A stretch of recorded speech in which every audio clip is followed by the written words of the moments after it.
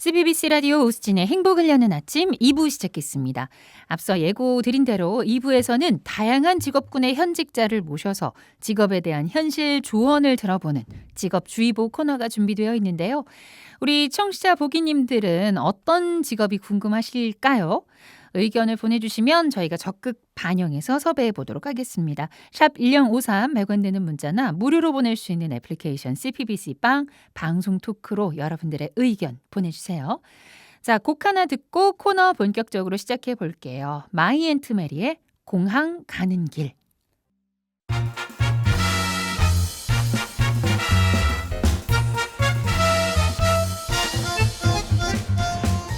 천태만상 인간 세상 사는 법도 가지가지. 자, 세상 속 12,000여 개의 직업을 속속들이 들여다봅니다. 막다가도 흐린 것이 우리네 인생, 일도 마찬가지인데요.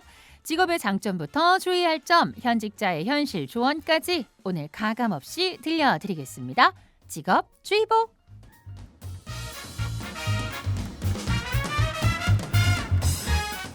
자, 오늘 함께 해주실 분은요. 저 하늘 위 안전을 책임지고 지휘하고 통제하는 항공 전문가십니다. 항공교통물리학부 교수님으로 재직 중이신 김휘양 교수님 모셨습니다. 교수님 어서 오세요. 네, 안녕하세요. 안녕하세요. 우리 교수님 자기소개 부탁드릴게요. 네. 안녕하십니까. 저는 한국항공대학교에서 학생들을 가르치고 항공교통 분야를 연구하고 있는 김휘양이라고 합니다. 처음 뵙겠습니다. 교수님 반갑습니다.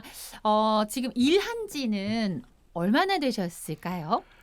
제가 처음 2000년도에 국토교통부의 항공교통관제사로 일을 하게 되었습니다. 그래서 국토교통부에서 일한 지가 약 18년 되었고요. 와. 그리고 학교로 이제 와서 학생들을 가르친 지가 약 8년이 되었습니다. 벌써 26년째 사회생활을 하고 계신 대선배님이신데 관제사, 한국교통관제사라고 말씀을 해주셨습니다. 이 관제사의 역할에 대해서 설명을 해주시면 좋을 것 같은데요. 네, 항공교통관제사 흔하지 않은 직업이라서 설명드리기가 좀 어려울 수 있는데 간단하게 제 말씀드리도록 하겠습니다. 네. 항공교통관제사를 쉽게 설명하면 하늘길의 교통경찰 이렇게 말씀드릴 수가 있고 또는 길잡이라고도 할 수 있겠습니다. 관제사는 비행기가 충돌하지 않도록 서로 분리하고 비행기가 원활하게 비행할 수 있도록 도와주는 그런 역할을 하고 있습니다. 그리고 이제 비상 상황이 발생하게 될 때도 있죠. 네. 그럴 때 가장 먼저 도움을 제공하는 사람이 바로 항공교통관제사라고 말씀드릴 수가 있겠습니다. 그럼 우리나라에 항공관제사는 몇 분 정도 계실까요? 현재 항공교통관제사 그러니까 국토교통부 소속으로 항공교통관제 업무를 하는 그런 인원은 약 390명 정도가 되고 있습니다. 대부분 이제 민간 관제사는 국토교통부 소속으로서 되어 있죠. 그렇군요. 그러면은 직급 체계나 서로를 부르는 호칭 같은 것들도 궁금하거든요. 호칭은 이제 서로 이제 관제관님 뭐 이렇게 부르기도 하는데 관제사님 부르기도 하고 그렇게 합니다. 근데 소속은 이제 말씀드린 것처럼 국토교통부 소속이다 보니까 공무원 체계를 따르고 있습니다. 그렇군요. 그럼 하루에 어떤 루틴으로 어떤 스케줄로 돌아가는지도 궁금해요.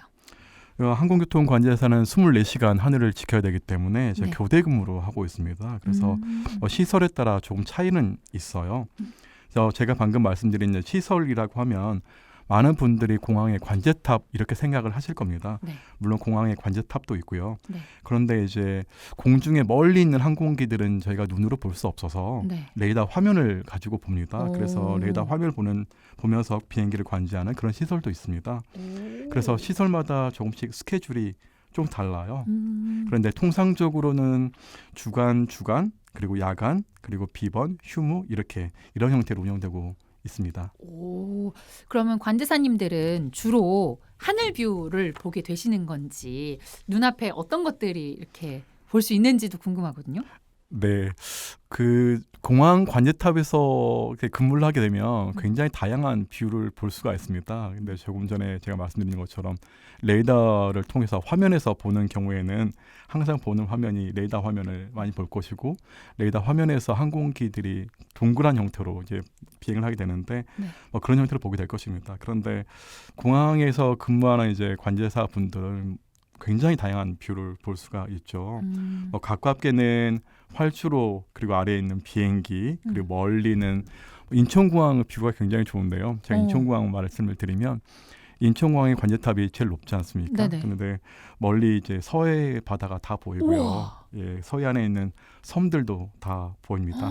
네. 우와. 근데 이제 이 항공 하늘길을 유심히 보면은 날씨들도 많이 체크를 하실 것 같은데 우리 관제사님도 제가 또 기상캐스터 출신이어가지고 하늘길 하늘길 표정은 어떻습니다 이런 거를 종종 방송하기도 하거든요. 근데 오히려 관제사님들은 항상 보시고 또 그걸 체크하셔야 되니까 기상캐스터만큼 날씨에 대한 상식이나 그런 정보가 더 빠르지지 않을까 하는 생각도 들거든요. 네, 사실 기상은 항공에 있어서 매우 중요한 요소입니다. 그래서 저희 학교에서 당연히 기상을 배우고 일기도를 해석하는 방법까지도 다 배웁니다. 그래서 매일매일 저희가 기상을 체크하고 확인하고 그렇게 하고 있습니다. 그래서 교수님께서 가장 좋아하시는 날씨는 언젠가요? 저는 가을 날씨를 굉장히 좋아합니다. 쾌청한 하늘. 네, 아주 멀리 볼 수 있어서. 멀리 볼 수 있어서. 네, 가시거리가 아주 그냥 팍 튀어 있어가지고. 네, 맞습니다. 그렇군요. 그러면 이거는 관제사만이 누릴 수 있다 하는 것들은 어떤 게 있을까요? 말씀하신 가을 하늘에 저 멀리 보이는 서해안의 섬들도 있을 수 있고 또 관제사님만이 누릴 수 있는 아름다운 광경. 제가 관제사만 누릴 수 있다는 것 많이 있을 것 같은데요. 그 중요한 것 중에 하나가 저는 여러 다양한 풍경도 있겠지만 그 일 자체가 아닐까라는 생각을 합니다. 그러니까 소수의 사람들만 할 수 있는 그런 직업들도 있죠. 근데 관제라고 하는 부분은 소수의 사람이 한다는 점도 있지만 그 조종사와 교신을 통해서 비행기 직접 움직일 수 있다는 점에서 이런 부분들은 관제사만 할 수 있는 그런 것이다라고 말씀드릴 수 있겠습니다. 우와, 풍경은 어때요? 풍경은 정말 멋있죠. 그러니까 제가 기억에 남는 이제 감동적인 광경이 좀 있었는데요. 그게 뭐냐면 일출 전에 이제 깜깜한 하늘에 항공기들이 아주 멀리서부터 항공기는 비행기 불을 켜고 도착을 하는데요. 그럼 불들이 열을 지어서 쫙 아주 멀리서까지 보이거든요. 그런 열을 맞춰서 들어오는 장면이라든가, 그러니까 서해안이기 때문에 저희가 정서진이라고 하는 다 알고 있죠. 보이는데 석양이 정말 예뻐요. 그리고 이거는 저희가 좋지는 않은데요. 안개가 끼면 항공 운항에 좋지는 않아요. 그런데 관제탑이 워낙 높다 보니까 안개가 낮게 이렇게 깔리는 경우가 있어요. 그러면 항공기의 꼬리 날개만 보이기도 하고 가르마만 보이는 경우가 있습니다. 정말 색다른 풍경이네요. 네, 정말 멋있게 보이죠. 그럼 또 개인적인 질문인데 이제 그 날씨 예보를 하다 보면은 바람이 윈드시어라고 하나요? 바람이 강하게 불거나 아니면 이렇게 안개가 자욱하게 낄 때 하늘길 이용하시는 분들은 운항 여부 확인하세요라는 멘트를 하거든요. 안개랑 바람 중에 어떤 게 더 위험한가요? 사실 저희는 안개가 좀 더 위험합니다. 시야 확보가 잘 안 되기 때문에. 근데 사실 가끔씩 보면 참 조종사분들이 대단하다고 생각은 들 때가 굉장히 많아요. 왜냐하면 바람이 360도 방향에서 불지 않습니까? 그렇죠. 부는데 그 바람을 이기면서 착륙을 하신다는 거 보면 제가 정말 대단하다 싶을 때가 정말 많아요. 근데 좀 더 하늘길 입장에서 조금 위험한 거는 안개다. 안개가 그렇습니다. 그럼 안개 때는 진짜 운항 여부의 그 변동성이 굉장히 큰 거네요. 안개가 짙게 끼면. 그렇죠. 그렇군요. 비행기를 타면서도 늘 궁금했던 게 길을 도대체 어떻게 찾는 걸까? 물론 시스템이 굉장히 잘 되어 있고 자동화가 되어 있겠지만 비행기를 타는 승객 입장에서는 굉장히 궁금한데 혹시 비행길에 대해서 설명해 주실 수 있을까요? 전문적인 지식이긴 하지만 간단하게 쉽게 설명을 드려보면 그 항공기에는 탑재 장비라는 것들이 있습니다. 그래서 전파를 수신할 수가 있거든요. 전파를 수신하는데 그 지상에서 어떤 시설들, 항공기를 유도해주는 그런 시설들이 있어요. 그 시설들에서 전파를 보내주는데 그 전파를 따라서 비행하게 됩니다. 그래서 저희 하늘에 있는 길들은 그런 전파로 구성되어 있다라고 보시면 되겠고, 최근에는 위성이 워낙 많이 발달했지 않습니까? 그래서 시청자분들도 자동차 내비게이션 이용해서 이렇게 가시는 것처럼 항공기들도 GPS 신호를 이용해서 길을 찾아서 갑니다. 그렇군요. 그러면 하루에 평균 몇 대의 비행기를 한 분께서 관제를 하게 되시는지, 그리고 실제로 비행기가 하루에 몇 대 정도 뜨는지도 궁금해요. 비행기가 계속 늘고 있습니다. 아무래도 저 여행자분들도 굉장히 많이 늘고 있지 않습니까? 네네네. 특히 뭐 코로나 이후로 이제 정상적인 수준을 회복했다라고 얘기를 하고 있으니까 인천공항을 예로 들면은 하루에 1,200대 정도가 이착륙을 해요. 네. 그러니까 출발편이 약 600편 정도 된다고 볼 수 있겠고 우와. 우리나라 전체 하늘을 볼 때는 약 2,100편 정도가 비행을 하고 있으니까 매우 많은 비행기들이 비행을 하고 있다고 보시면 될 것 같습니다. 그럼 그 2,100편의 항공기에 승객들이 가득가득 채워가지고 다니니까 이 네. 승객들이 어마어마하게 많습니다. 많다는 거잖아요. 네, 그렇습니다. 근데 왜 그중에 제가 없을까요? 저는 왜 지금 땅에 서 있을까요? 그렇게 많은 사람들이 지금 하늘 위에 이렇게 떠서 움직이고 계신데 왜 저는 지금 땅에 발을 붙이고 있을까? 네, 그렇습니다. 비행기가 연착될 때가 있습니다. 하늘에서 이제 대기할 때가 생길 수밖에 없겠죠. 예. 그때 비행기와의 교신은 어떤 식으로 이루어지는지, 혹시 이제 교신하셨을 때 재밌었던 에피소드 들려주실 만한 에피소드가 있는지도 궁금해요. 저희가 연착되죠. 그 여행객 분들 입장에서는 왜 연착이 될까? 연착이 안 돼야 되는데 사실 그렇죠. 저희도 그렇습니다. 물론 저도 이제 출장이나 아니면 여행 갈 때 연착될 때가 많아서 답답할 때가 많은데 생각해 보면 아무래도 기상 영향이 많은 영향을 미치기도 합니다. 물론 이제 여러 요소가 있겠지만 그 중에 하나가 기상이라고 볼 수 있고 그리고 연결편 지연이라는 것이 굉장히 큰 부분을 차지합니다. 뭘까요?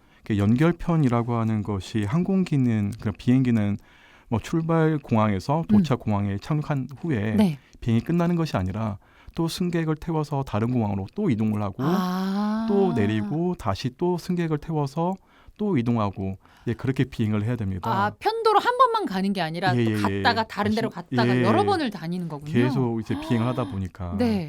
그러면 한 공항에서 조금씩 지연이 되는 것들이 나중에는 계속 누적이 되다 보니까 다른 공항에서 계속 크게 지연이 되는 상황이 발생을 하죠.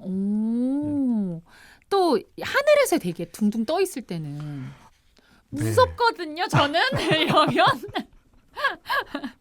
이건 어떤 상황일까요? 네, 이런 상황들은 저희가 항공기들이 안전하게 착륙을 해야 되기 때문에 항공기들 간에 적정한 거리로 착륙을 해야 돼요. 저희가 대략 한 2분 정도의 간격으로 내린다라고 이야기를 하거든요. 그런데 항공기가 갑자기 많이 몰려서 오는 경우가 있는데 그런 경우에는 2분마다 내려야 되기 때문에 항공기들이 줄을 서 있을 수밖에 없거든요. 하늘 위에서. 네, 그래서 공중에서 대기할 수밖에 없는 그런 상황이 발생할 수가 있습니다. 그러면은 교신은 어떻게 하세요? 조금만 2분만 더 기다리세요. 뭐 10분만 더 기다리세요. 이런 거를 이제 관세사님께서 이야기를 하실 거 아니에요, 조종사한테. 어떻게 교신을 하시는지도 궁금하거든요. 제가 해도 될까요? 네. 보통 expected delay 2 minutes due to traffic 이렇게 뭔가 들어본 것 같아. 비행기에서 들어본 것 같아. 이렇게 이야기를 합니다. 네네네. 그렇게 얘기합니다. 그렇게 이제 무전으로. 신기한데요. 네. 재밌었던 에피소드는? 사실 재밌었다기보다는 다른 에피소드, 그러니까 좀 당황했던 에피소드들도 있습니다. 어떤 경우에 있었냐면 제가 조종사 분에게 그 7,000피트로 상승하라고 지시를 하는데 보통 이제 그 지시할 때 제가 한번 또 발음이 안 좋지만 한번 해볼게요. climb to 7,000 이렇게 지시를 합니다. climb to 7,000. climb to 7,000 한 조종사분이 어떻게 이해를 하셨냐면 climb to 7,000으로 이해하신 거예요. 그래서 느낌이 살짝 좋지는 않았거든요.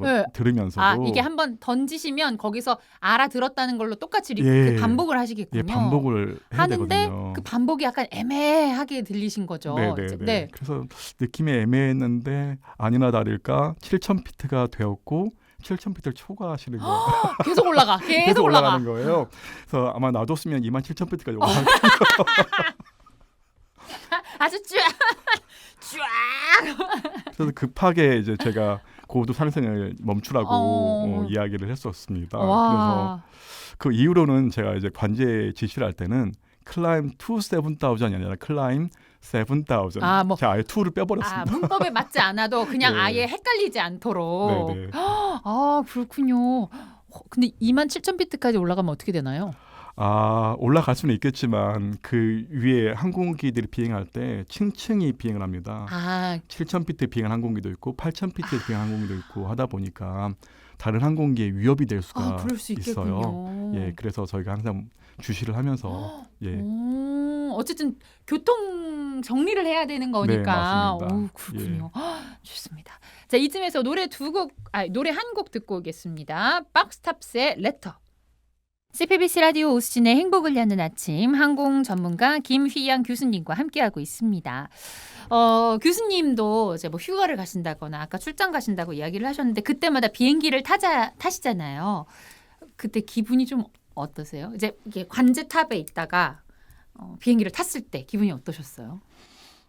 처음에는 뭐랄까요, 좀 묘한 기분이 들기도 했었습니다. 물론 지금은 그렇지는 않지만 네네. 처음에 탈 때는 묘한 기분이 좀 있었죠. 그리고 이제 비행기가 움직일 때마다 이렇게 지시를 했구나, 얘네들이 이렇게 지시했구나. 이게 직업병인 것 같아요. 그러면은 저는 비행기 탈 때마다 뭐 이륙하고 착륙할 때마다 좀 두근두근 되거든요. 예. 무섭잖아요. 소음도 좀 크고 뭔가 몸이 뒤로 젖혀진다거나 아니면 막 속도가 난다거나 이럴 때 좀 두근두근해요. 할 때마다. 우리 교수님은 안 무서우신가요?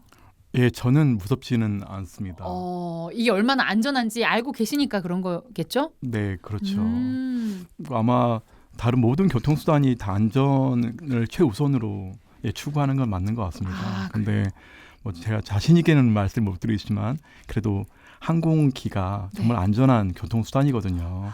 예, 그래서 전 그걸 알고 있어서 이제 안 무서울 것 같아요. 저 교수님 덕분에 안 무섭고 우리 교수님도 전문가가 안전합니다라고 얘기해 주셨는데 내가 무서워할 필요가 뭐가 있어? 라는 생각이 들어서 오늘 이 질문 잘 드린 것 같아요. 그럼 터뷸런스 있을 때도 안 무서우세요? 터뷸런스 저도 사실 놀라긴 합니다. 무섭죠. 훅 떨어지기도 하고. 그러니까요. 갑자기 저도 옆에 손잡이를 꽉 잡고 그러기도 하는데 그래도 안 떨어질 거니까. 안심이 됩니다. 이제 무서울 때마다 교수님을 떠올리면서 교수님이 안 무섭댔어, 괜찮댔어라고 생각을 해야 되겠습니다. 그럼 일반 사람들이 알지 못하는 사실들도 많이 알아차리실 것 같은데 뭐 예를 들어 뭐 그 기장이라고 조종사님이 가끔 방송하시잖아요. 대부분은 승무원이 하시지만 가끔 뭐 캡틴 누굽니다 하면서 지금 항공편이 어떻게 되고 있어서 지연되고 있습니다. 이런 얘기할 때 이제 일반 승객보다는 훨씬 더 이해하시기 편하잖아요. 그럴 때는 어떠신가요? 맞습니다. 그런 부분은 있습니다. 그러니까 제가 관제사 경험이 있다고 해서 뭐 일반 승객분보다 더 많은 것을 알아채지는 못하겠지만 그런데 왜 지연이 되는지 이런 정도는 제가 충분히 이해를 또 하거든요. 그래서 뭐 지연이 되는 이유에 대해서 좀 말씀을 드려보면 지연이 되는 이유는 물론 말씀하신 것처럼 조종사분들이 지연이 된다라고 또 말씀을 하시잖아요. 그런 지연이 되는 이유는 교통 상황이 굉장히 복잡하기 때문에 그렇습니다. 그런데 인천공항 예를 들면 인천공항이 혼잡하기보다는 인천공항에서 출발해서 도착하는 공항이 혼잡하기 때문에 지연이 되는 경우가 굉장히 많아요. 그러니까 인천공항은 대부분의 항공기들이 국제 노선이지 않습니까? 그래서 그런 교통 상황에 굉장히 영향을 많이 받게 됩니다. 그래서 예를 들면 이런 경우가 있을 것 같아요. 여행객들 다낭 많이 가시지 않습니까? 그쵸. 최근 다낭도 많이 가시고 하는데 근데 다낭에 가는 항공편들이 비슷한 시간대에 거기 도착을 하게 돼요. 그러니까 동시에 밀집되는 시간대가 있거든요. 그러면 다낭공항에서 이 항공기들을 다 받을 수가 없기 때문에 좀 천천히 보내달라고 각 국가들에게 요청을 해요. 그러다 보니 이제 뭐 우리나라만 인천공항만 지연이 되는 게 아니고 일본도 지연이 되고 대만도 지연이 되고 홍콩도 지연이 되고 그렇습니다. 그렇군요. 저는 우리나라 공항 상황, 교통 상황이 좋지 않아서 그런 줄 알았는데 그 현지, 그 도착지 목적지의 공항이 혼잡하기 때문에 그 시간 어쨌든 이동 시간은 거의 비슷하게 네, 정해져 있으니까 예. 그걸 감안해서 차라리 우리나라에서 쉬는 게 낫죠. 하늘 위에서 쉬는 것보단요. 아, 그렇죠, 그렇죠. 진짜 다낭이 많은 분들이 가긴 하나 봐요. 그 별명이 경기도 다낭시라고. 한국 사람들이 너무 많아가지고. 네. 근데 항공기도 그러니까 다낭이 우리나라뿐만 아니라 많은 전 세계인들한테 인기가 있는 관광지군요. 오호. 그러면은 관제사가 되기 위해서는 어떤 과정을 거치게 되는지 이제 교수님한테 강의를 듣고 그렇게 관제사가 되는 걸 거 아니에요. 그죠? 네. 항공대에서 교수님의 수업을 듣고 관제사가 되는 거겠죠? 네, 그렇습니다. 그 관제사 되는 방법은 몇 가지가 있긴 있습니다. 다양하지는 않고요. 몇 가지가 있는데 가장 일반적인 방법이 저희 한국항공대학교 입학해서 저희 학교에서는 관제교육원을 운영하고 있습니다. 그래서 훈련을 받아야 되는데 그래서 관제교육원을 운영하고 있고 그래서 저희 학부 과정에서 이론 과정을 공부하고 관제교육원에서 일정 시간 동안 실습을 받으면 관제사 자격증을 취득할 수 있는 자격이 주어집니다. 그래서 네네. 학생들이 이런 자격 조건을 충족을 하고 네. 교통안전공단에서 시행하는 자격 시험이 있어요. 그래서 시험을 합격하면 관제사가 될 수 있는 자격을 취득하게 되는 것입니다. 저희 항공대와 같은 대학 외에 이제 한국공항공사에서도 이런 운영하는 기술훈련원이 있거든요. 네네. 항공기술훈련원이라고 하는데 관제사 양성 과정을 가끔씩 개설해서 운영하는 경우가 있는데 여기에서도 저희처럼 이제 그런 과정들을 운영하게 됩니다. 대신 이제 좀 짧게 운영을 하고요. 네. 마지막으로 하나는 이제 공군에서 관제 특기를 받는 경우도 있어요. 그렇게 해서 이제 군에서 경력을 충분히 쌓으시고 또 일을 하시고 국토교통부 관제사로 전환하신 경우도 이렇게 있습니다. 그럼 관제사들이 가져야 하는 필수 능력이 있나요? 최근에 어떤 영화에서 그 배우, 그러니까 주인공이 관제사로 나와가지고 막 4개 국어를 하고 막 그런 게 최근에 영화가 있었죠. 네. 근데 거기서 보면은 그 배우가 막 여러 가지 언어를 막 유창하게 해가지고 이슈가 된 적이 있었는데 어때요? 어떤 필수 능력이 따로 있을까요?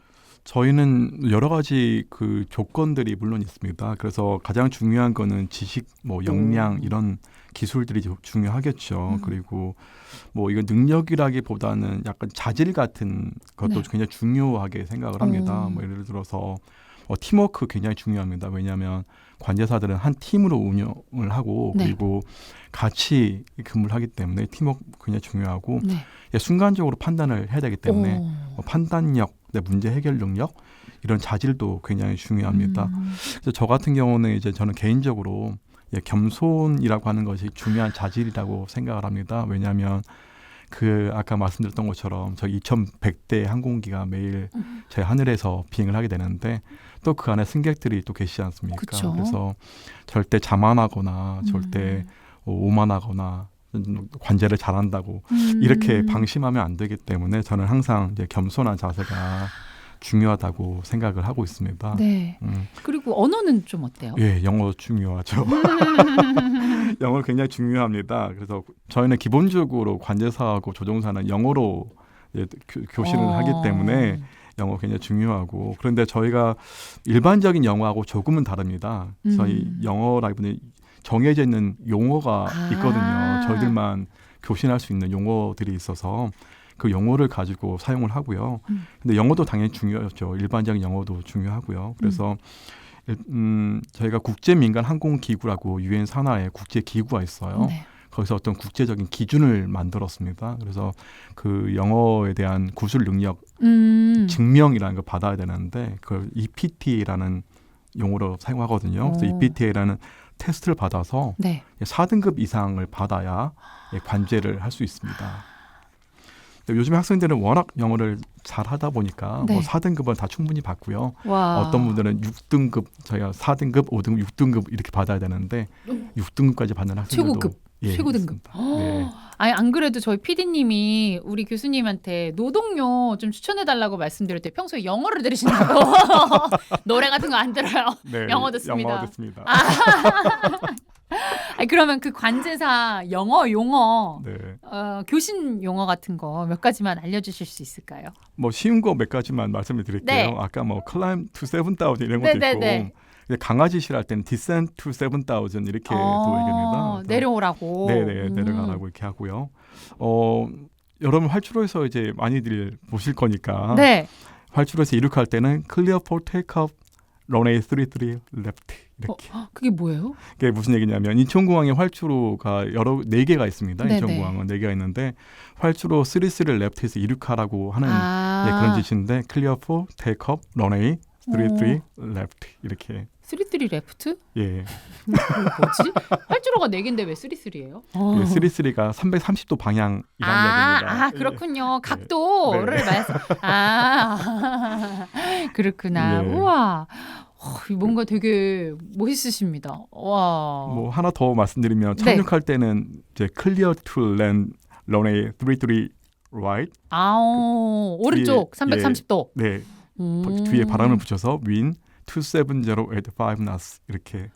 윈드는 왜 붙이는 거예요? 지금 바람이 중요하니까. 예, 바람이 중요하니까 바람에 대한 물론 조종사분들이 다 이제 바람에 대해서 인지를 하고 계시지만 그래도 한 번 더 바람에 대한 정보를 더 주는 겁니다. 우와. 예. 가장 긴장되는 순간도 있으시겠죠?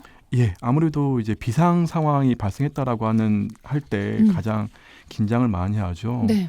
특히 저는 이제 관제탑에서 근무도 했었기 때문에 조종사분들이 비상 상황이라고 하시면 굉장히 긴장을 많이 합니다. 근데 비상 상황이 굉장히 다양하게 발생을 해요. 네. 저희가 뭐 흔히 알고 있는 것처럼 엔진 하나가 페일되는 상황도 있겠지만 그 외에도 뭐랄까 오일이 누유가 됐다거나 이런 상황도 있거든요. 예, 그럴 때마다 이제 다 비상 상황으로 저희가 간주를 해서 비상 상황 대처를 해야 됩니다. 이럴 때 저희 관제사만 대응하는 거 아니고 공항에 있는 모든 비상 체계가 있어서 거기에 따라서 뭐 소방차도 나오고 응차도 나오고 다 그렇게 하죠. 그럴 때 가장 긴장됩니다. 영화에서 볼 때 뭐 무슨 비상 상황이 있으면 근처 뭐 공항을 알아봐 주신다거나 그런 거를 관제사님께서 해주시는 거겠죠? 그 영화이고요. 네. 그 비상 상황이 되면 그 항공사 조종사분들은 항공사의 또 교신 채널이 또 있습니다. 그래서 그 공항 그렇구나. 항공사에서 결정해 줍니다. 영화는 영화일 뿐. 네. 그럼 비행기가 요즘은 어떤 수준까지 발전해 있는지도 궁금한데 과거랑 비교했을 때 또 오래 계셨잖아요. 이 현직에서 오래 계셨으니까 과거랑 비교했을 때 지금 어느 정도 수준까지 올라와 있습니다라고 말씀하실 수 있을까요? 네. 발전한 부분은 너무 굉장히 많기 때문에 제가 어느 부분이 발전했습니다라고 말씀드리기는 어려울 것 같습니다. 그런데 항공 기술은 다른 교통수단보다 훨씬 빨리 발전하는 것 같아요. 예, 제가 봐도. 저희가 항공의 역사 짧다라고 얘기합니다. 사실 라이트 형제가 처음에 동력 비행기를 띄웠을 때 그 이후로 100여 년이 지났는데 그때와 비교하면 당연히 많은 차이가 있겠죠. 네, 그렇습니다. 그래서 항공은 이제 안전하고 효율적인 비행을 그냥 중요한 목표로 하기 때문에 다양한 기술을 발전하고 있습니다. 그래서 제가 학교 다닐 때만 해도 위성을 이용해서 길을 찾는 그런 건 없었거든요. 네, 그랬는데 지금은 위성을 가장 기본적인 장비로 항법 장비로 사용하고 있습니다. 예, 그런 걸 보면은 항공의 기술이 굉장히 많이 발전했다는 것을 알 수 있겠죠. 그렇군요.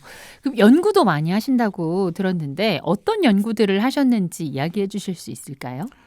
제 연구 분야는 항공교통 분야입니다. 그래서 항공교통 분야라고 하면은 굉장히 분야가 넓겠지만 특히 이제 제가 하는 분야는 지연을 좀 어떻게 하면 줄여볼 수 있을까 그런 연구라든가 그리고 하늘길에서 항공기들이 비행을 하는데 점점 이제 항공기 비행기들이 많아지잖아요. 그러면 안전하게 비행할 수 있도록 안전한 수준이 충족되고 있는지 그런 연구도 많이 하고 있습니다. 최근에는 아마 시청자분들도 많이 들어보셨을 텐데 그 하늘을 나는 택시. 맞아요. 무슨 모 대기업에서 그거를 뭐 CES에서 발표를 했네 맞네 뭐 이랬잖아요. 그게 최근에 이제 이슈가 되고 있어서 미래의 이제 교통수단이 될 것이다라고 생각하고 있어요. 그래서 그 비행체를 어떻게 하면 안전하고 효율적으로 비행할 수 있을까 그 연구를 미리 지금 하고 있습니다. 그 되게 애매하네요. 택시일까요? 비행기일까요? 애매하네. 하늘을 나는 택시면 택시일까요? 비행기일까요? 그리고 가장 공들인 연구는 어떤 게 있는지 소개 부탁드릴게요. 네, 방금 말씀드렸던 이제 하늘을 나는 택시에 관한 연구를 최근에 했었어요. 네네. 그런데 이제 아직 그 새로운 비행체이다 보니까 기준이라든가 뭐 어떤 표준이라든가 이런 것들이 아직까지는 만들어지지 않았거든요. 그러니까 저는 이제 하늘 길에 대해서 관심이 많기 때문에 네. 그 하늘을 나는 택시가 공중에서 어떤 길을 얼마만큼을 만들어 줘야 될까 이런 기준을 만드는 연구를 좀 했었습니다. 우와. 예, 그래서 그 연구를 했는데 아마 그 연구를 하는데 굉장히 공을 많이 들였던 것 같아요, 제가. 그래서 지금 방금 말씀해 주셔가지고 상상을 해봤는데 아까 방금 제가 택시일까요? 비행기일까요? 했는데 비행기라고 해야 되나 헬리콥터라고 해야 되나 왜냐면 비행기는 진짜 저 높이 상공을 날잖아요. 네. 근데 택시가 저 높이까지 올라갈 필요는 없잖아요. 내가 가봤자 뭐 얼마나 가겠어. 네. 그러면은 또 헬리콥터처럼 좀 낮게 날아야 되니까. 낮게 날 겁니다. 그렇죠? 예. 그럼 그걸 택시라고 해야 되나요? 헬리콥터라고 해야 되나요? 어렵네. 생각 안 해봤는데. 저희 다양한 분류가 있어서 일단 뭐 저희가 생각할 때 항공기 분류 체계로 생각을 하고는 있습니다. 택시는 아니고. 바퀴 달린 택시는 아니겠죠? 바퀴가 없겠죠? 근데 내려와야 되긴 하니까. 참 재밌네요. 관제사에 대해서 사람들이 가장 많이 하는 오해가 있을까요, 교수님? 관제사 그러면 네. 발음을 잘 해야 되거든요. 관제사. 네, 관제사라고 하면 관세사. 관세청. 네네.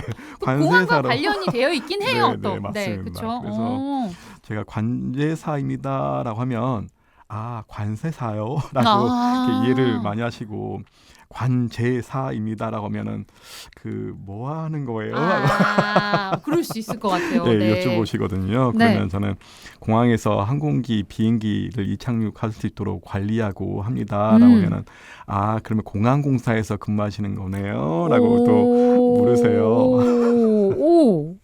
공항공사에서 근무하시는 거 아니잖아요. 네, 저는 국토교통부 그쵸? 소속입니다. 그 많은 분들이 그러니까 워낙 신기한 직업이다 보니까 익숙하지는 않으신 것 같아요. 네. 또 어떤 질문들이 있나요? 이게 물어보시죠. 뭐 하는 거예요라고 이제 물어보실 때 그러면 그 설명드리기가 참 어렵거든요. 그래서 전문 용어로 사용할 수도 없고 그냥 climb to 7,000 합니다라고 할 수는 없고. 그래서 이제 그냥 이렇게 말씀을 드려요. 조종사하고 대화하면서 안전하게 비행하도록 도와주는 일을 합니다. 그러면 이제 그제서야 이제 멋진 일을 하시네요라고 이제 그냥 그렇게 얘기해 주시죠. 맞죠. 멋진 일 맞죠. 아까 전에 교수님께서 관제사가 필요한 자질이라는 게 이제 순간적인 판단력이나 뭐 순발력 이런 게 있어야 된다라고 소개를 해주셨는데 평소에도 이제 관제탑이 아닌 곳에서도 그런 순간적인 판단력, 순발력이 좀 나오시는지 바로바로 막 선택을 할 때 여지없이 그냥 go 막 이렇게 하시는지도 궁금하네요. 절대 그렇지는 않습니다. 절대 그렇지는 않고 저도 생각을 굉장히 오래 하고 많이 하는 스타일이라서 저는 선택 장애가 있거든요. 그래서 저는 제일 못 고르는 게 식사 메뉴 고르기. 정말 못하고. 이게 직업할 때랑 평소랑은 다르죠. 네. 그러면은 관제 상황에서는 또 그런 경우가 없잖아요. 주저한다거나 우유부단한 판단을 할 수가 없잖아요. 그렇죠? 예, 관제사는 순간적으로 조종사 분하고 교신을 하면서 바로바로 이제 허가도 주고 지시를 해야 되기 때문에 순간적으로 판단을 해야 됩니다. 그런데 저희가 순간적으로 판단할 수 있는 그 이유는 훈련을 굉장히 오랫동안 받기 때문에 그렇습니다. 저희 관제 상황이라고 하는 것이 매일 똑같은 상황이 아니거든요. 항상 수시로 변하고 기상이 변하는 것처럼 항공기의 비행 상황도 계속 수시로 변하기 때문에 이럴 때마다 어떻게 결정을 내려야 되는지 훈련을 오랫동안 받습니다. 그래서 관제사로 이제 채용이 된다 하더라도 곧바로 혼자서 관제를 할 수 있는 것은 절대 아니고 길게는 2년 동안 그러니까 시니어 관제사가 있습니다. 시니어 관제사로부터 훈련을 받으면서 저희가 좀 어려운 용어이긴 하지만 레이팅이라는 자격이 또 있습니다. 내에서 받는 자격이 또 있어요. 그래서 이 레이팅을 받아야만 자격을 취득해야만 비로소 정식 관제사가 될 수 있습니다. 그래서 쉽지 않네요. 이 정식 관제사가 되어야만 독자적으로 혼자 관제할 수 있습니다. 그렇기 때문에 이제 순간적으로 바로바로 판단을 내릴 수가 있죠. 저 같은 성격에는 무서워서 그냥 정식 관제사 안 혼자 안 한다. 그래서 그냥 옆에 선배님 계시면 안 되나요? 이렇게 하고 싶을 것 같은데 워낙 두근두근 하니까요. 네, 맞습니다. 네, 비행기가 가장 많이 뜨는 시기나 적게 뜨는 시기. 우리 이제 항공사들이라고 해야 되나 아니면 관광 그 여행사 측에서는 비수기, 성수기로 이제 일컫잖아요. 네네. 어때요? 비행기가 가장 많이 뜨는 시기, 적게 뜨는 시기? 저는 항공사나 관광 여행사 이제 비수기 성수기보다는 이제 인천공항에 예를 들어서 어떤 패턴으로 이착륙을 하는지 한번 좀 말씀을 드려볼게요. 네네. 인천공항이 약 하루에 1,200대 비행기가 이착륙을 한다라고 말씀을 드렸잖아요. 네네네. 물론 이제 심야 시간대는 당연히 비행기가 적겠죠. 없겠죠? 네네네. 있나요? 예, 있습니다. 있긴 해요. 네네. 예, 화물기들도 많이 있고요. 그렇군요. 심야 시간대도 비행기가 있긴 있지만 이제 저희가 비행이 본격적으로 시작하는 시간대가 약 6시 정도면 인천공항에 비행기가 계속 끊임없이 들어오기 시작합니다. 보면은 이제 생각해 보면 그러실 것 같아요. 왜냐하면 혹시 태국을 가보셨는지 모르겠는데 저는 안 가봤지만 어쨌든 태국도 만만치 않게 많은 분들이 그렇죠. 찾으시죠. 많이 가시죠. 태국에서 이제 비행기 타고 오실 때 보통 12시에 밤 12시에 탑승을 또 하시거든요. 그쪽 시간으로 12시. 네네, 그렇죠. 아주 그냥 뽕을 뽑겠다라는 식으로 이제 밤 12시까지 열심히 놀고 이제 비행기에서 자야겠다 하게 오시는군요. 비행기 타고 돌아오시면 그 시간대가 대략 6시 때쯤 돼요. 새벽 6시. 예, 그래서 6시쯤 되면은 동남아시아에서 들어오는 항공기들이 그렇게 꾸준히 끊임없이 이렇게 들어옵니다. 예, 그 항공기들이 이제 승객을 다 내려주시고 또 이제 다시 나가야 되기 때문에 또 태우겠죠? 또 태우고 이 비행기들이 9시 때 다시 쭉 썰물처럼 빠져나가요. 아침 9시. 네. 그러면 11시 때 또 다시 이제 중국이나 뭐 또 유럽에서 오는 비행기들이 또 그때쯤 쭉 들어와요. 예. 그러면 또 오후 1시쯤 해서 유럽으로 가는 항공기들이나 중국 가는 항공기들이 또 쭉 나갑니다. 바빠. 나는 여기 있는데 왜 이렇게 비행기는 바쁜 거야? 그래서 이런 저희 인천공항을 예를 들었지만 그런 패턴들은 그러니까 여행객분들이 도착하는 공항 황금 시간대라고 많이 이야기를 하죠. 그 시간대에 맞춰서 많이 이동을 하기 때문에 그렇게 이제 패턴이 만들어지고 있습니다. 와, 이게 항공 시간에 예를 들어 저 같은 경우에는 아침 9시에 퇴근을 하거든요. 이제 7시에 시작해서 아침 9시에 퇴근을 하면 뭐 이렇게 토요일이든 뭐 언제든 바로 출발하는 비행기가 있으면 너무 좋겠다면서 매번 보거든요. 나가지도 못하면서 1200병 타지도 못하면서 맨날 보는데 확실히 11시 때 이때 또 비행기가 몰려 있는 것 같기는 했었어요. 예, 태우기 위해서 몰려 있습니다. 예. 정해져 있군요. 예, 그런 패턴으로 쭉 이동을 한다고 보시면 될 것 같아요. 그럼 항공사 간의 경쟁도 있을 것 같아요. 좋은 시간대를 차지하기 위한. 네, 있습니다. 그래서 저희 좀 어려운 용어로 이제 그걸 이제 운항 시각이라고 얘기하고 이제 좀 저희 전문 용어로는 슬롯이라고 이야기를 하는데 그 좋은 슬롯을 받기 위해서 많이 노력을 하시죠. 그래야지 더 많은 승객들을 태우고 나갈 수 있으니까요. 그렇습니다. CPBC 라디오 오수진의 행복을 여는 아침 항공 전문가 김휘영 교수님과 함께하고 있습니다. 그럼 교수님께 비행기란 뭘까요? 저에게 비행기는 이렇게 생각이 듭니다. 작은 대한민국. 네. 왜요? 당연히 그러시겠지만 우리나라의 대한민국 정부는 항상 이제 국민들의 안전과 행복을 최우선 목표로 하고 있지 않습니까? 네네. 관제사도 이제 비행기 안에 탑승한 그 여객분들, 그러니까 승객들의 안전과 행복을 최우선으로 생각을 하고 있거든요. 그래서 저는 이제 작은 대한민국이라고 생각을 하고요. 그리고 비행기가 이제 전 세계로 이제 비행을 하게 될 텐데, 비행기 한 대 한 대가 그냥 비행기이겠지만 저는 비행기가 우리나라를 대표한다고 생각을 합니다. 그래서 이제 비행기는 작은 대한민국이다라고 생각하고요. 그래서 시청자분들도 여행을 가시지만 어디를 가시든지 대한민국의 한 사람이다. 이렇게 생각하시면 좋겠습니다. 근데 이거 들으니까 또 생각이 드는 게 교수님도 그러니까 관제탑에 계셨을 때 관제사였을 때 또 그냥 대한민국 자체인 거잖아요. 어떤 타지에서 누군가가 여행을 들어오고 제일 먼저 만나는 사람이 되는 거잖아요. 맞습니다. 그죠? 맞습니다. 와, 너무 의미 있는 분이시잖아. 그럼 관제사를 꿈꾸는 분들, 후배들에게 해주고 싶은 조언이 있을까요? 뭐 이렇게 말씀드려도 될지 모르겠지만 저희 한국 항공대학교에 입학하셔가지고 네네. 예, 저와 같이 열심히 공부하시면 관제사가 될 수 있다. 와, 든든합니다. 제가 그렇게 말씀드릴 수가 있겠습니다. 네. 농담이긴 하지만 네. 학생들에게 가장 현실적인 문제이기도 한 거죠. 네네. 예. 관제사를 꿈꾸는 분들에게 해주고 싶은 조언이라기보다는 이 방송을 듣고 있는 학생분들에게 해주고 싶은 말이 하나 있는데요. 네. 그 자기 자신만의 꿈을 가지고 미래를 꿈꾸었으면 좋겠다. 오. 어른분들이 항상 이런 얘기를 많이 하시죠. 근데 저는 직접 학생들을 가르치다 보니까 더 이런 그 말에 더 실감을 하고 공감을 하게 되는 것 같습니다. 그러니까 고등학교 학생분들이 공부하느라고 이제 여유가 없기도 하고 그쵸. 미래를 생각할 여유가 없겠지만 가끔 왜 공부를 하는지 그리고 자신이 무엇을 하고 싶은지 생각을 했으면 좋겠어요.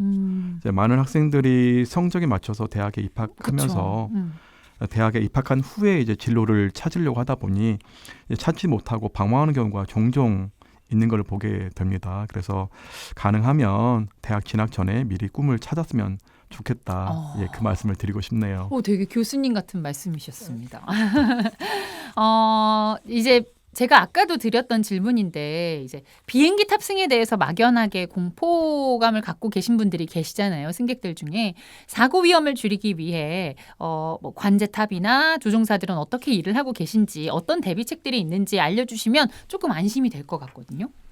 아까도 말씀드렸지만 비행기는 여러 교통수단 중에서 뭐 가장 안전하고 이제 편리한 교통수단이라고 이렇게 말씀드릴 수가 있을 것 같아요. 네네. 네, 그렇지만 이제 한 번의 사고가 발생하면 엄청나게 큰 인명 피해와 재산 피해가 발생을 하지 않습니까? 네. 그러다 보니 이런 사고가 발생하지 않도록 모든 국가 그리고 모든 소속에 있는 기관들이 많은 노력을 하고 있어요. 네네. 아까도 말씀드렸지만 이제 유엔 산하에 국제 민간 항공 기구가 있는데 거기에서도 이제 국제적인 기준, 통일된 기준들을 마련하고 있고 우리나라도 그런 노력을 하고 있습니다. 그래서 새로운 기술들이 계속 개발되고도 있을 뿐만 아니라 항공 종사자라고 저희가 이야기를 하는데요. 뭐 조종사, 정비사, 관제사 뭐 이런 분들이 계세요. 이런 분들은 매 오랜 시간 동안 훈련을 받은 후에 비로소 이제 업무를 수행할 수 있고 그리고 정기적으로 계속 또 훈련을 받습니다. 그리고 아까 말씀드렸던 것처럼 우리나라 정부인 국토교통부도 계속해서 이런 안전을 관리하고 잘 이행하고 있는지 또 제도를 개선하면서 점검도 하고 있어요. 그래서 많이 안전에 신경을 쓰고 있기 때문에 그러니 뭐 그분들을 좀 믿고 편안하게 여행을 하셨으면 좋겠습니다. 알려주셔서 감사합니다. 안심이 되는 것 같아요.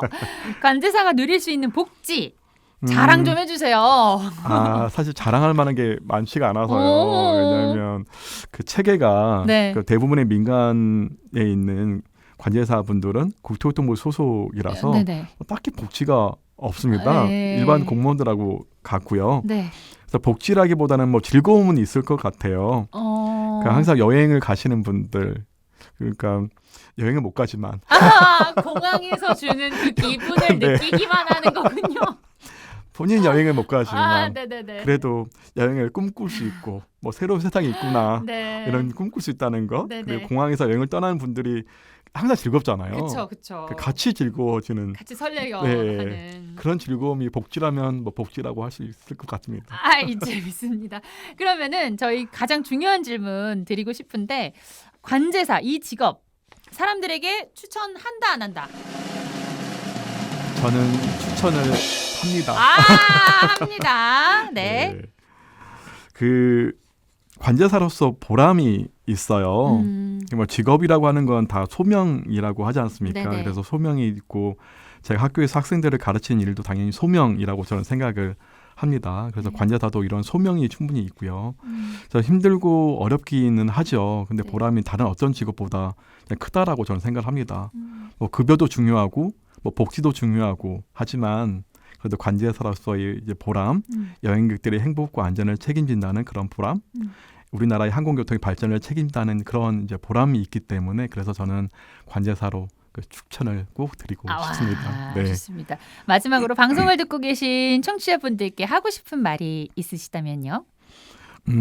많은 분들이 지금 이 시간에도 공항에서 들뜬 이제 마음으로 여행을 준비하고 계시겠죠. 네. 가끔 지연도 발생을 하고요. 비정상적인 상황이 발생해서 놀라기도 하시고 네. 그러시죠. 네. 그럼에도 불구하고 여러분들의 행복하고 안전한 여행을 위해서 다양한 분야의 많은 분들이 함께 노력을 하고 있음을 생각해 주셨으면 좋겠고 그분들의 노력이 있으니까 걱정하지 마시고 네. 마음껏 여행을 즐기셨으면 좋겠습니다. 네. 그래서 마지막으로 관제사뿐만 아니라 우리나라 항공 우주 산업의 발전을 위해서 많은 학생들이 도전을 해주셨으면 하는 바람입니다. 감사합니다. 고맙습니다, 교수님. 바쁜 시간에 저희 청취자들께 굉장히 유익한 시간을 선물해 주셔서 대단히 감사드립니다. 오늘 나와주셔서 너무너무 고맙습니다. 네, 감사합니다.